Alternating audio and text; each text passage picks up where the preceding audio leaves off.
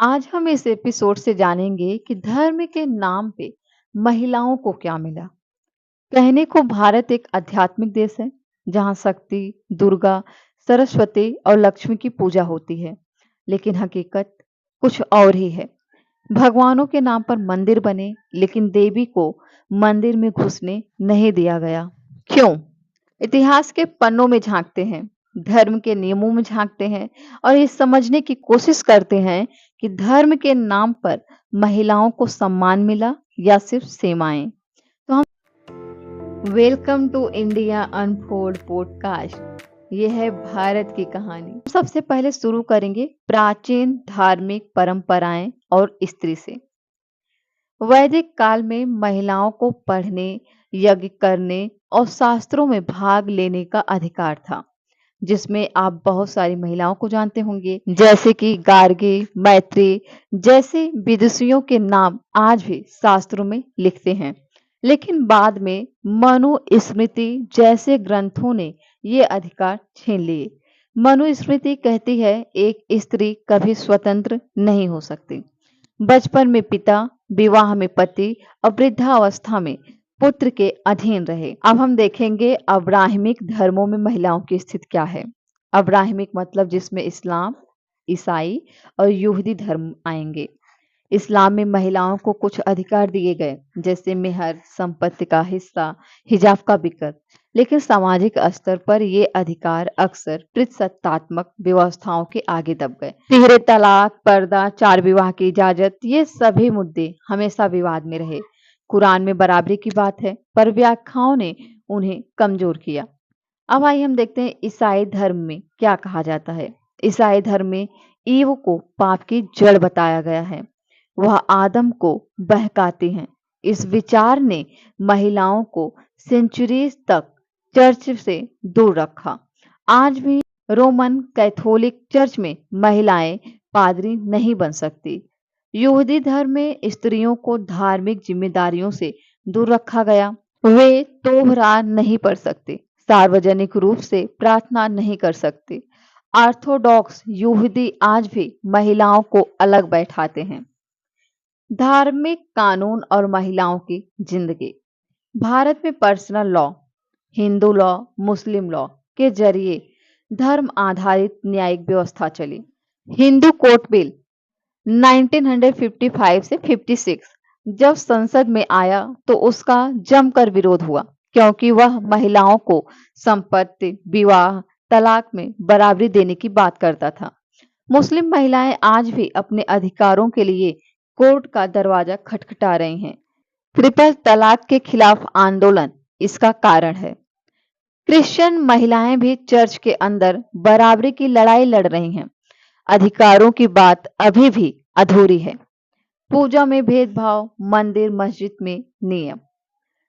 सबरीमाला मंदिर में महिलाओं का प्रवेश सदियों पुरानी परंपरा, जिसे सुप्रीम कोर्ट ने 2018 में तोड़ा, लेकिन फिर भी विरोध हुआ।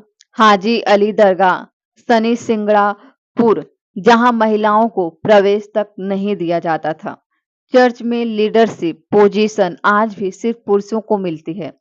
कई जगहों पर महिला का मासिक धर्म अभी भी उसे अशुद्ध मानने का कारण है। ये तो हमारे देश में बहुत ज्यादा है भाई। अगर एक महिला का मासिक धर्म शुरू हो चुका है तो उसे मंदिर में नहीं जाने दिया जाता, अचार खटाई जैसे चीजों को नहीं छूने दिया जाता, रसोई घर से वंचित कर दिया जाता है कि आप रसोई में प्रवेश नहीं करो, नहीं तो जो माला मंत्र लिए हो भोजन नहीं ग्रहण करेंगे। वैसे ये देखा जाए तो ये तो एक मानसिक बीमारी है, जो इस तरीके से घरों में जो इस तरीके से व्यवहार मासिक धर्म के दौरान महिलाओं के साथ किया जाता है। और उसमें अब महिलाएं विरोध भी नहीं करती, कई जगह पे करती भी है और कई जगह पे नहीं करती। करती इसलिए नहीं, भैया चलो 5-6 दिन छुट्टी मिला, मौज मस्ती करें, ये तो मजाक की बात हो। यह सिर्फ धार्मिक नहीं, सामाजिक भी है। धर्म और राजनीतिक, औरतों का इस्तेमाल हुआ या फिर सम्मान।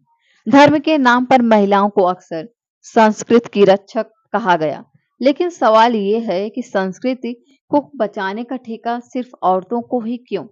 जब कोई महिला अपनी मर्जी से कपड़े पहनती है, प्रेम करती है, धर्म बदलती है, तो वही धर्म क्यों आहत हो जाता है? लव जिहाद और घर वापसी जैसे मुद्दों में महिलाओं का इस्तेमाल हथियार की तरह होता है। उनकी इच्छा कोई नहीं पूछता। महिलाओं को चुनावी पोस्टर में देवी बनाकर दिखाया जाता है, लेकिन हकीकत उन्हें टिकट तक नहीं मिलता। बदलाव की लहर, कुछ उम्मीदें। शाहबानो केस से लेकर सबरीमाला तक महिलाओं ने कोर्ट का रास्ता चुना और बदलाव लाया। मुस्लिम, हिंदू, सिख, ईसाई सभी धर्मों की महिलाओं ने अपने हक के लिए आवाज उठाई। आज की युवा पीढ़ी सवाल कर रही है। वे आस्था को आंखें बंद करके मानने को तैयार नहीं। शिक्षा, सोशल मीडिया और कानून की मदद से महिलाएं अब धर्म को अपने तरीके से समझना और जीना चाहती हैं। आप अगर कोई धर्म तुम्हारी आवाज छीन ले, तुम्हारी उड़ान रोक दे, तो क्या वो तुम्हारा है?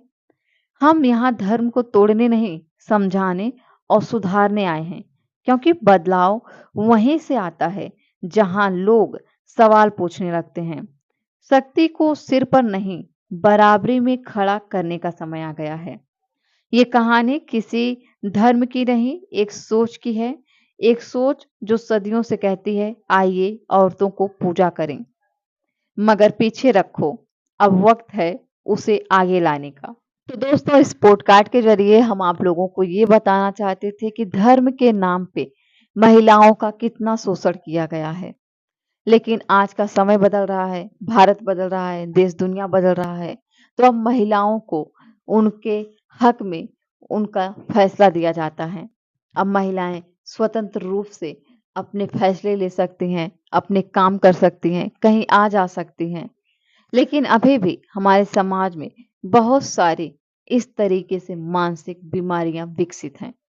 अगर शहरों में नहीं है तो आप गांव देहात में आइए, आपको इस तरीके की समस्याएं बहुत मिलेंगी। आशा करते हैं कि आपको ये पॉडकास्ट पसंद आया होगा। दोस्तों, अगर आपको ये पॉडकास्ट पसंद आया हो तो इसे लाइक एंड शेयर जरूर कर दीजिए। इससे हमारा भी मनोबल बढ़ता है और हम आप लोगों के लिए अच्छे से अच्छी चीजों को खोज के लेके आते हैं। धन्यवाद। देखते रहिए इंडिया अनफोल्ड को।